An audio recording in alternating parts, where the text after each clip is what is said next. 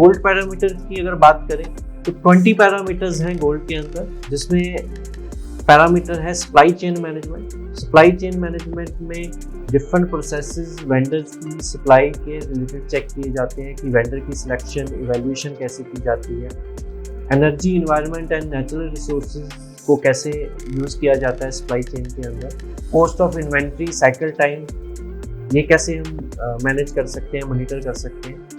Risk management के अंदर different risk को एवेल्युएट किया जाता है कि जो एमएसएमई है वो अपने डिफरेंट रिस्क को कैसे इवेल्युएट करती है, वो कैसे उसको मिटिगेट करने के लिए कोशिश करती है।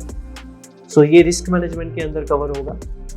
वेस्ट मैनेजमेंट के अंदर एमएसएमई कैसे डिफरेंट वेस्ट जो है उसको मिनिमाइज करने के लिए एफर्ट कर रही है, उसके लिए एम्प्लॉयज़ की ट्रेनिंग के record, mechanism monitoring, measurement, periodic review और जो ट्रेंड्स हैं उनको देखा जाता है और कैसे उस वेस्ट को हम मिनिमाइज कर सकते हैं और उस वेस्ट का कम से कम इफेक्ट हो इन्वायरमेंट के ऊपर, ये सारा वेस्ट मैनेजमेंट के अंदर कवर होगा।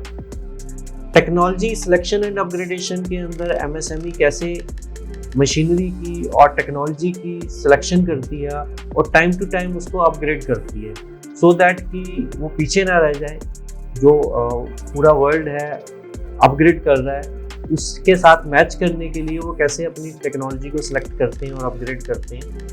नेचुरल रिसोर्सेज कंजर्वेशन के अंदर आता है कि एमएसएमई कैसे जो नेचुरल रिसोर्सेज हैं जैसे वाटर है, इलेक्ट्रिसिटी है, उसको कैसे यूज़ करती है और उसको कम से कम यूज़ करके बेस्ट आउटपुट निकालते हैं। तो इसके रिलेटेड अगर कोई ऑडिट करवाया है या वर्कर्स की ट्रेनिंग है, उसके रिकॉर्ड्स देखे जाएंगे।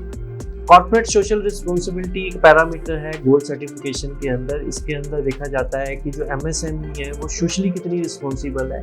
इसमें ज़रूरी नहीं है कि वो अपनी प्रॉफिट का कुछ परसेंटेज सीएसआर के अंदर इन्वेस्ट करे, बट वो होता है कि वो वर्कर्स की सेफ्टी के लिए, वर्कर्स की सोशल वेलफेयर के लिए और ओवरऑल सोसाइटी के लिए, वेलबींग के लिए क्या वो करते हैं, उसको सीएसआर के अंदर कंसीडर किया जाए।